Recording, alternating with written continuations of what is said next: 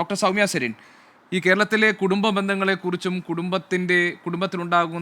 ബന്ധങ്ങളിൽ ഉണ്ടാകുന്ന ശൈഥില്യങ്ങളെക്കുറിച്ചും ഒക്കെ പഠിച്ച് അതിൽ ഗവേഷണം നടത്തിയ ഒരാൾ ഒരു സന്ദർഭത്തിൽ എന്നോട് സംസാരിച്ചപ്പോൾ പറഞ്ഞത് കേരളത്തിൽ പല കുടുംബങ്ങളും നിലനിന്ന് പോകുന്നത് അവരുടെ കുഞ്ഞുങ്ങളെ ഓർത്താണ് എന്നാണ്. അതായത് ഒരു തരത്തിലും യോജിച്ചു പോകാൻ കഴിയാത്ത ഭാര്യ ഭർത്താക്കന്മാർ പോലും ഒരുമിച്ച് നിൽക്കുന്നത് അവരുടെ കുട്ടികളുടെ ഭാവിയെ ഓർത്താണ് എന്ന് ഒരു ഘട്ടത്തിൽ എന്നോട് പറഞ്ഞത് എനിക്ക് ഓർമ്മയുണ്ട്. ഇവിടെ രണ്ടുപേർ തമ്മിലുള്ള പ്രശ്നം ഒരു കുട്ടിയുടെ ജീവൻ ഇല്ലാതാക്കുന്ന നിലയിലേക്ക് മാറിയതാണ് നമ്മൾ കണ്ടത്. ഈ സംഭവം നടക്കുന്നതിൻ്റെ തൊട്ടു തലേന്നാൽ ഒരു ബലാത്സംഗത്തിന് ആ കുട്ടി വിധേയപ്പെട്ടിട്ടുണ്ടെങ്കിൽ അതിൻ്റെ വിവരങ്ങൾ ആ അമ്മ അറിയാനിടയായിട്ടുണ്ടെങ്കിൽ അതിൻ്റെ സമ്മർദ്ദത്തിനോടുള്ള അതിൽ നിന്നുണ്ടാകുന്ന മാനസിക സമ്മർദ്ദത്തിനോടുള്ള സ്വാഭാവികമായ ഒരു പ്രതികരണമാണോ ഈ കുട്ടിയെ കൊല്ലുക എന്നുള്ളത്? എന്തുകൊണ്ട് അവർ ഒരുമിച്ച് വെള്ളത്തിൽ ചാടുന്നതിനെക്കുറിച്ച് ആലോചിച്ചില്ല? ഈ കുഞ്ഞിനെ കൊന്നു കളഞ്ഞിട്ട് ഏത് തരത്തിലുള്ള ജീവിതത്തെക്കുറിച്ചായിരിക്കും അപ്പോൾ ആ സ്ത്രീ മനസ്സിൽ കരുതിയിട്ടുണ്ടാവുക? ഇങ്ങനെയുള്ള ചോദ്യങ്ങളില്ലേ അൺആൻസേർഡ് ആയിട്ട്? ശരിയാണ് ഗോപി, ധാരാളം ചോദ്യങ്ങൾ ഈ ഒരു കേസിലാണ് ആൻസേർഡ് ആണ്. കാരണം നമുക്ക് അതിനെ പറ്റി നമ്മൾ അവയർനെസ് ഇല്ല നമുക്ക് എന്നുള്ളത് തന്നെയാണ് കാര്യം.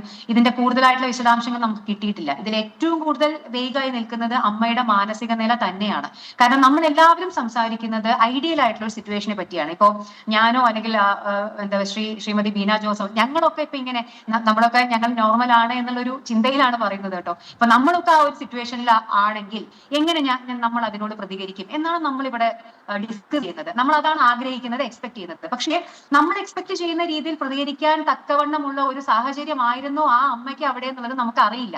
അതിൽ പല കാര്യങ്ങളുണ്ട്. കുടുംബ പശ്ചാത്തലം, അവരുടെ വീട്, അതായത് അമ്മയുടെ വീട്, അച്ഛന്റെ വീട്, അവരുടെ കുടുംബ പശ്ചാത്തലം, പിന്നെ അവരുടെ മാനസിക നില, ഇതെല്ലാം എന്തായിരുന്നു എന്നുള്ളത് നമുക്ക് ഇപ്പോഴും ഊഹാപോഹങ്ങൾ മാത്രമേ ഉള്ളൂ. അപ്പൊ അതുകൊണ്ട് ഇനി കാര്യങ്ങൾ ഇനി മുന്നോട്ട് കൂടുതൽ ഇവാലുവേഷൻ വേണ്ടതാണ്, കൂടുതൽ എവിഡൻസുകളും കാര്യങ്ങളൊക്കെ എടുത്ത് പറയേണ്ടതാണ്. പക്ഷേ ഞാൻ ഇവിടെ പറയാൻ ആഗ്രഹിക്കുന്ന ഒരു കാര്യം, ഇത് ഇപ്പോ നമ്മുടെ കേരളത്തിൽ മാത്രമല്ല ഇന്ത്യയിൽ തന്നെ കണക്കുകൾ പറയുന്നത് 60%, നമ്മൾ 100 കേസുകൾ കുട്ടികളെ ചൈൽഡ് അബ്യൂസ് എടുക്കുകയാണെങ്കിൽ അതിൽ 60% കേസുകളും ചെയ്യുന്നത് അപരിചിതരല്ല, അവർക്ക് ഏറ്റവും നന്നായി അറിയുന്ന, അവരുമായിട്ട് ഏറ്റവും കൂടുതൽ ഇടപഴകുന്ന അവരുടെ കുടുംബാംഗങ്ങളും അല്ലെങ്കിൽ പരിചയക്കാരുമാണ് 60% കേസുകൾ.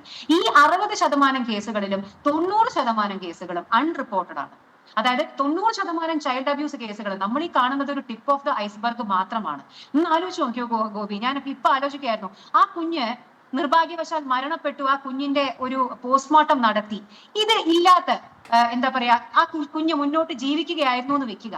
അങ്ങനെയാണെങ്കിൽ ആ കുട്ടി എത്ര കാലത്തോളം ഈ ഒരു പീഡനം സഹിച്ച് മുന്നോട്ട് പോവേണ്ടി വരും? ഇന്നല്ലെങ്കിൽ നാളെ ആ കുഞ്ഞിനത് മനസ്സിലാവും അല്ലെ?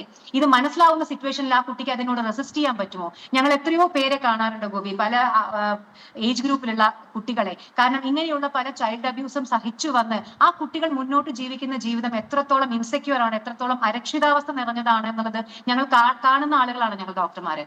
അപ്പോ ഒരിക്കലും ഒരു സുഖകരമായിട്ടുള്ള ജീവിതമല്ല ആ കുഞ്ഞിനെ മുന്നോട്ട് കാത്തിരിക്കുന്നുണ്ടായിരുന്നത്. വലിയൊരു എന്താ പറയാ, പല തരത്തിലുള്ള ബുദ്ധിമുട്ടുകൾ നിറഞ്ഞ ഒരു നരകതുല്യമായ ജീവിതമായിരുന്നു ആ കുഞ്ഞിനെ മുന്നോട്ട് കാത്തിരിക്കുന്നത്. കാരണം ഇത് കണ്ടിന്യൂ ചെയ്തു പോലെ എനിക്ക് പിന്നെയും പറയാനുള്ളത്, അവിടെ വേറെ കുട്ടികൾ ഉണ്ടെന്ന് ശ്രീമതി ബീന ജോസ് പറയുന്നുണ്ടായിരുന്നു.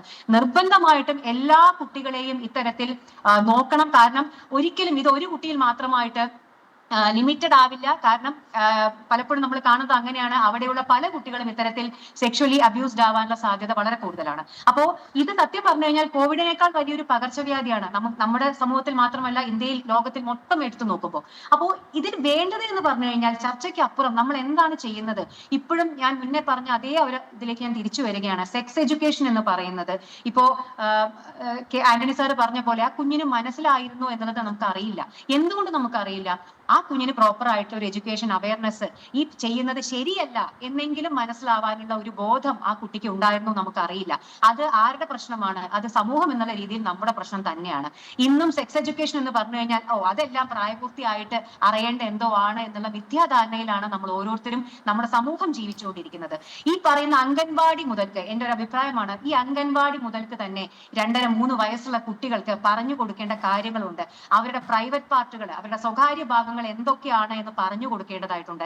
അവിടെ ആരെങ്കിലും അച്ഛനും അമ്മായിന്ന് പോലും ഇക്കാലത്ത് പറഞ്ഞു കൊടുക്കാൻ പറ്റാത്ത അവസ്ഥയാണ്. കാര്യം വീട്ടിൽ അങ്ങനെയുള്ള ആളുകൾ വരെ പീഡിപ്പിക്കുന്ന കേസുകൾ നമ്മൾ കാണുന്നു. അപ്പൊ അതുകൊണ്ട് ഞങ്ങൾ ഡോക്ടർമാർ പോലും ഒരു കുഞ്ഞിനെ എക്സാമിൻ ചെയ്യുന്ന സമയത്ത് ആ കുട്ടിയുടെ പ്രൈവറ്റ് പാർട്ടിൽ എന്തെങ്കിലും ബുദ്ധിമുട്ടാണെങ്കിൽ അച്ഛനെയോ അമ്മയെയോ നമുക്ക് സൈഡിൽ നിർത്തിയിട്ട് മാത്രമേ ഞങ്ങൾക്ക് എക്സാമിൻ ചെയ്യാൻ പോലും ഞങ്ങൾക്ക് അനുവാദമുള്ളൂ. ഞങ്ങൾ ഡോക്ടറാണെന്ന് പറഞ്ഞിട്ട് പോലും ഒരു കുഞ്ഞിന്റെ പ്രൈവറ്റ് പാർട്ട് തൊടാൻ ഞങ്ങൾക്ക് അനുവാദമില്ല.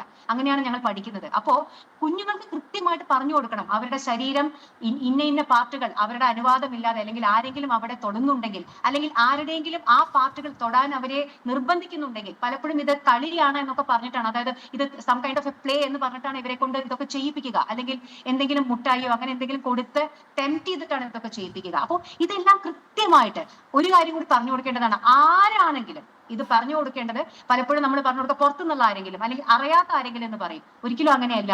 ആര് ചെയ്താലും അത് എക്സാമ്പിൾ തന്നെ പറഞ്ഞു കൊടുക്കണം. അത് നമ്മൾ ഇനിയെങ്കിലും തുടങ്ങിയിട്ടില്ലെങ്കിൽ. ഡോക്ടർ സൗമ്യ സരൺ, ഞാൻ 100% താങ്കൾ പറഞ്ഞ കാര്യങ്ങളോട് യോജിക്കുന്നു. കുട്ടികൾ അവരുടെ ഏറ്റവും ആദ്യത്തെ വളർച്ചാ ഘട്ടത്തിൽ തന്നെ എന്താണ് ഗുഡ് ടച്ച്, എന്താണ് ബാഡ് ടച്ച്, താങ്കൾ പറഞ്ഞതുപോലെ ആരെയും അവരുടെ സ്വകാര്യ ഭാഗങ്ങൾ എന്താണ് എന്ന് പറഞ്ഞുകൊടുത്ത് അവിടെ സ്പർശിക്കാൻ അനുവദിക്കരുതെന്ന കാര്യം ഉൾപ്പെടെ അത് കൃത്യമായി നമ്മൾ മാതാപിതാക്കൾ അറിയിക്കണമെന്ന് ഉൾപ്പെടെയുള്ള കാര്യങ്ങൾ കൃത്യമായ ബോധവൽക്കരണം നമ്മുടെ കുട്ടികൾക്ക് കൊടുക്കണം. അത് ഏറ്റവും അനിവാര്യമായി, അതിനകത്ത് യാതൊരു സംശയവുമില്ല. ആ കാര്യങ്ങൾ ഇപ്പോൾ എനിക്ക് ഒരു മകളുണ്ട്. അപ്പോൾ എൻ്റെ ഭാര്യ അതൊക്കെ വളരെ കൃത്യമായി ചെറിയ കുട്ടിയായിരിക്കുമ്പോൾ തന്നെ ഈ കാര്യങ്ങളൊക്കെ പറഞ്ഞ് എന്താണ് ബാഡ് ടച്ച്, എന്താണ് ഗുഡ് ടച്ച് എന്ന് പറഞ്ഞു കൊടുക്കാറുണ്ട്. അതുകൊണ്ട് അത്തരം ഒരു കാര്യം സമൂഹത്തിൽ ഉണ്ടാകേണ്ടതാണ്. ആ കാര്യത്തിൽ ഞാൻ 100% ഡോക്ടർ സൗമ്യ സരൺ താങ്കളോട് യോജിക്കുന്നു.